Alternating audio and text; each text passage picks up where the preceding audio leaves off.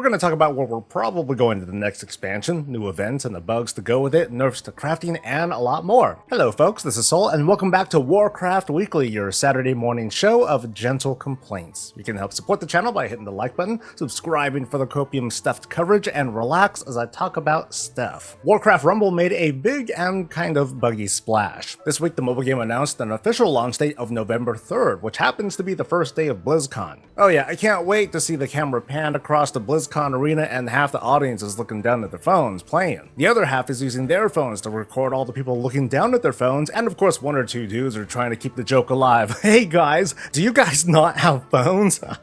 Meanwhile, in the real world of Warcraft, a new crossover event started to celebrate the upcoming launch. We didn't know about it, sort of, and we definitely didn't know how it works. It wasn't testable, so of course everything was gonna go just fine, right? And it did go fine. It went statistically fine. You see, we were asked to zip around parts of the world collecting items. Said items would be used to unlock cute little minis that we can throw onto the ground, or someday maybe into a display case that we can show off in our player house. Unfortunately, the event was a bit spoiled by bugs. Some folks weren't able to obtain all the collectibles that were available, unable to get the few extra achievement points, and you know someone's mad. I just needed 5 more points, and if it wasn't for that bug, I wouldn't be one place under that bitch. Copium says the bugs will be fixed, tickets are going to be answered, and some of you who log in like once a week are probably going to be like, problems? What problems? And while this is an understated game, it's not an understatement that we're getting a new Warcraft game, like it or not. And it's pretty fun, as one of those, hey, you know, I got a few minutes while picking up the kids, or waiting for the oven, or dropping the deuce. Like, here's the mini review. It's a game. You gotta think and strategize fast to deploy the right units to overcome the enemy, and then overtake the enemy in matches that are only a few minutes long. There's progression, there's customization, there are upgrades in a very transparent but kind of gacha style format. It does ask for money and not BattleNet balance, and sometimes it will tempt you, but at least for me there's nothing that I get out of paying extra money, and thankfully there's no ads. Is the Eastern Kingdom's Cup harder than the Kalimdor Cup? That's the question I'm asking myself after having completed it just the other day. I feel like it was slightly harder. I had to rethink a lot of strategy and make considerations of where to spend my vigor, do my skyward ascent thing, and you know, getting good. One thing I definitely noticed is that I ran into a lot more foliage that was barely obscuring sharp turns and other debris. I needed a lot more repetition to get used to some of these tracks. To be fair, I did rush. I wanted the achievement and the badges that I won't even really use. I'm gonna see if there's anything cool that I can buy later. I'm just skipping out on the manuscripts. I do have some thinking points for you folks to consider though. In probably a month, patch 10.2 is going to drop and it'll introduce an upgrade to your skimming. Now, skimming lets you regain vigor while low to the ground, and this upgrade is going to let it work regardless of your speed, which is going to be great for dragon riding. Maybe not so much for dragon racing because the cup's going to be over, but it's something that you want to consider for the near future. Now, I mentioned this a few times, but here's the scary thought. What's going to happen to dragon riding after Dragonflight? Are our dragon riding abilities going to stay as they are in the Eastern Kingdoms and Kalimdor and other places where there might be cups before the end of this expansion? So wherever we go in the next expansion, and it's probably going to be Southern Alabama, we're probably going to have to relearn dragon riding in this new area. So tinfoil hats on. We're going to arrive on this new continent, and maybe because for reasons we can't fly for like the first hour or so, like there's a scenario questline or something. But then once the world opens up, we can start flying again. However, our vigor goes down to crap. It's harder to regenerate. It's like in previous zones, we have all of our dragon riding abilities, but as soon as we go to this new zone, this new continent, then we kind of have to re-progress again. So all over the new continent, there's going to be these new glyphs to collect. I know it sounds hokey, but it would definitely get me at least doing a few initial laps around these new areas to get the lay of the land. You know, do some exploring before I get to do some proper questing. I'm bringing this up because there is a non-zero chance that today's dragon riding might not feel like tomorrow's dragon riding, and while I don't want to pressure you to get gold in every dragon race ever, maybe you want to consider knocking out what you can before the expansion ends if you have some spare time. Is crafting going to get screwed in 10.2? That's the question that some have posed, and we're going to talk a bit on the back and forth. I'll get to the immediate downsides or nerfs that are happening in this patch. First is that the item level cap of crafted gear is going to go down by 6 item levels, which needs a little bit of context. So you know how right now the best mythic gear is 450, while fully upgraded and crafted gear maxes out at 447. It's a 3 item level difference, it's pretty small. In 10.2, mythic gear will cap out at 489. Upgradable gear also caps out at 489, so in a way upgradable gear got buffed.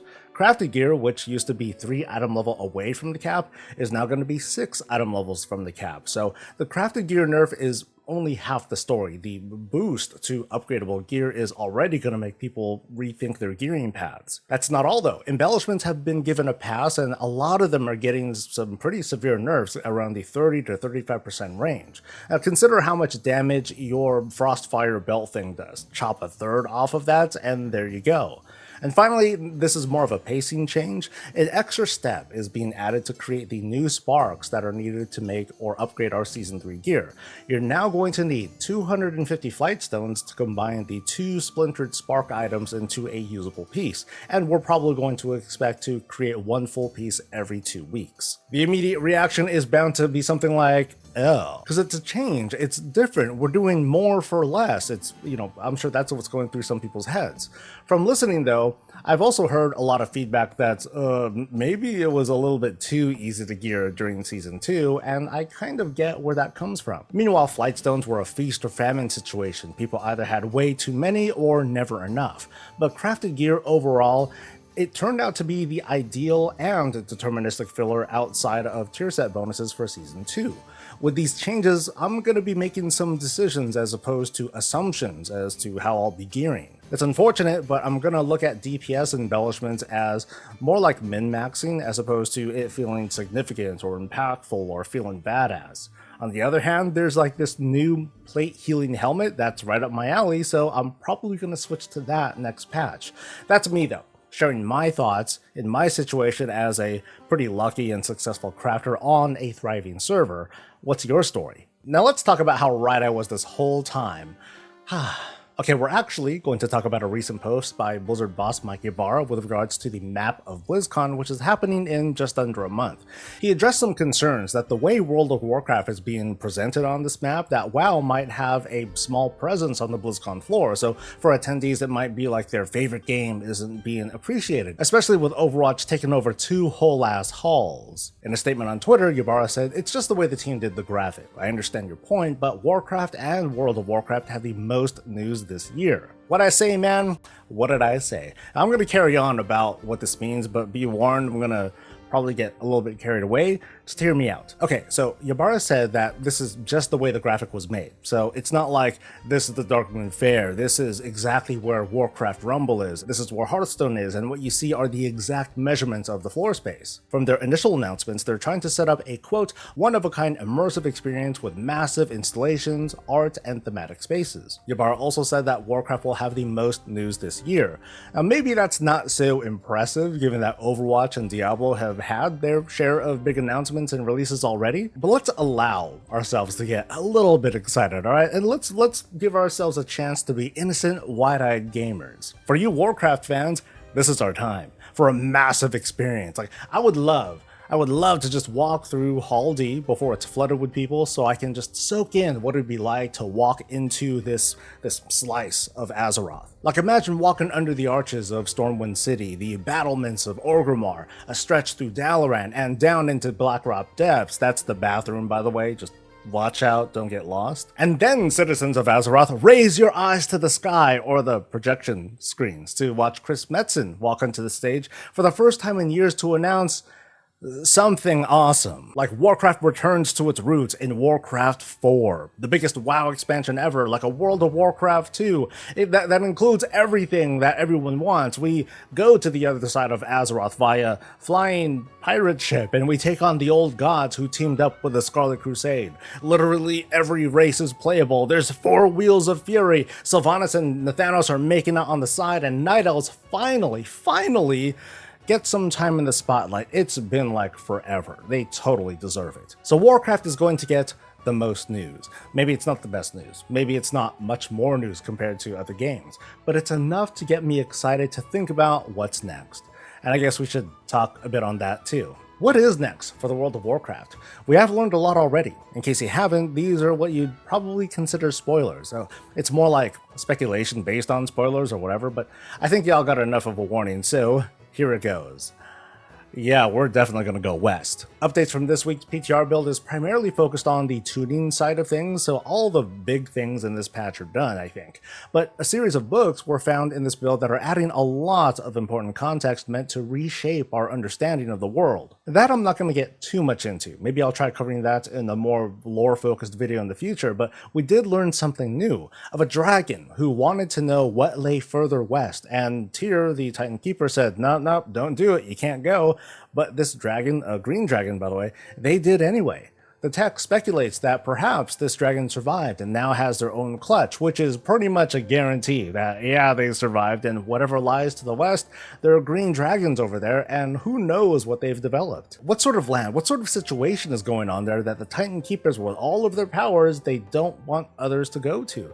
Whatever it's got to be, it's got to be pretty fantastical. Now, I've said this numerous times that WoW is nothing if not plainly obvious with its direction. It's one thing to learn about Avaloran from a single dungeon at the beginning of an expansion, but it's corroboration when we see multiple references to the mysterious West. Like, what are we going to find? Dragons, dwarves, 13 colonies, and the promise of freedom? The beauty and the horror of the Warcraft franchise lies with its dependence on the unreliable narrator trope, when new stories threaten to compromise what we thought were foundations of the very universe, like the actions of the Titans. I think by the time Warcraft as a story finally decides to rest, the champions of Azeroth aren't going to take sides and fight in the name of a cosmic power, but the franchise will have created this universe of unending but troubled harmony. It's like a game board filled with all these pieces scattered about. They've forged alliances, they've created like these deep-rooted blood hatreds, but when we pull back and look at it all, we have a balance that remains intact thanks to us, the players, and all the loot that we've been picking up. And that's the show. So this video is being released on October 7th, with Blizzcon only 4 weeks away. I think the hopes of a patch 10.2 release before Blizzcon are fading really fast, but the door isn't fully closed yet. It's just almost closed though, and I'm going to give it a week or so before we push them goalposts back just a bit further. I do want to leave you folks with a thought though. 10.2 has a lot going for it. It's got things to do, things to farm for. I guess I didn't notice it before, but I definitely am now that item level upgrades have already been introduced and most people know what's going on there. I've noticed that there's not much for me to explain at all with new WoW content and systems. Now, WoW's recent features or systems are a mouthful to explain, but in practice they always turn out to be pretty easy to understand. But with this patch, there's like far fewer questions to ask. There's not a lot of serious breakdown or strategery to do. So my question to you is this good? Because, well, I'm asking because I'm very neck deep in it. I admit that I can't like step back and make an objective take. So I'd rather listen to what you have to say. Is the current WoW formula, raids, dungeons, PvP, loopy zone content, and how it all works, has it become too simple to understand that, you know, to a point where it feels routine or even boring? Now, there's no right or wrong answers, just your answers, and I want to hear them. In the meantime, though, I want to give, of course, thanks to everyone who's been joining me over on Twitch. You guys have been great. It's a treat when you drop by to visit. To our beloved patrons, thank you so much for being you. And hello, viewer. You made it to the end. You fed the algorithm. And your next mission is to double check that you like this video, subscribe for more WoW coverage, catch me live for a chat, and I'll catch you later. Stay safe, stay healthy, and stay breezy.